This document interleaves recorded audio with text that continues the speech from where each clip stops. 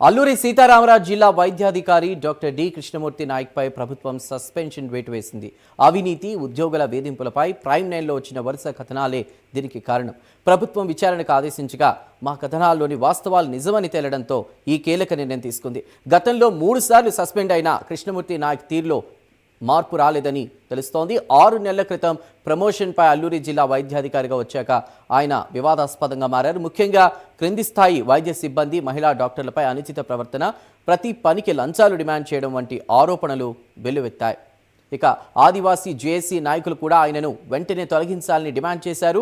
Remote ఏరియాల్లోని మహిళా సిబ్బంది వేధించడం, అసభ్యకరమైన ఫోన్ కాల్స్ చేయడం వంటి తీవ్రమైన ఆరోపణలు కూడా ఆయనపై ఉన్నాయి. జూనియర్ డాక్టర్లను జిల్లా స్థాయి పోస్టులలో నియమించడం, దొంగ బిల్లులతో నిధులు స్వాహా చేయడం వంటివి వెలుగులోకి వచ్చాయి. పలువురు వైద్య సిబ్బంది ఉన్నతాధికారులకు ఫిర్యాదు చేయడంతో పాటు ప్రైమ్ లైన్ న్యూస్ను ఆశ్రయించారు. ఈ ఆరోపణలన్నీ రుజువు కావడంతో ప్రభుత్వం చర్యలు చేపట్టింది. రైట్, పూర్తి సమాచారాన్ని మా ప్రతినిధి నరసింహ అందిస్తారు ఫీల్డ్ రిపోర్ట్ ద్వారా. నరసింహ,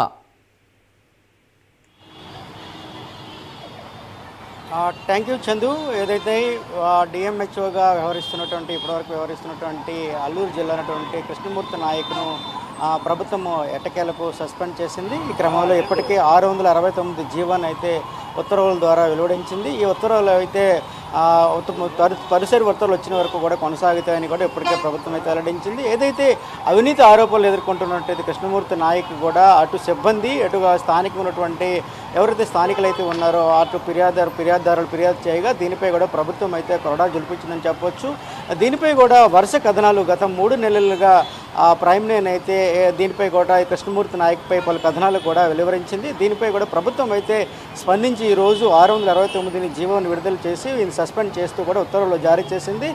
ముఖ్యంగా చూసుకుంటే ప్రధానంగా ఏదైతే ఉద్యోగుల పట్ల మాట్లాడడము, అదేవిధంగా భద్రత లేకుండా ఏదైతే వారిపై కూడా కఠినంగా వ్యవహరించడము, అదేవిధంగా రోగుల పట్ల కఠినంగా మాట్లాడడం పట్ల కూడా ఫిర్యాదులు కూడా అందడంతో కూడా ఈ యొక్క సస్పెండ్కు ప్రధాన కారణమని చూసుకోవచ్చు. అదేవిధంగా ఏదైతే ఉద్యోగులకు కూడా ఉద్యోగుల పట్ల కనీస మర్యాద లేకుండా పలుమార్లు కూడా అభద్రతగా మాట్లాడడం పట్ల కూడా ఈ తరహా సంఘటనలు జరిగాయని కూడా చెప్పవచ్చు.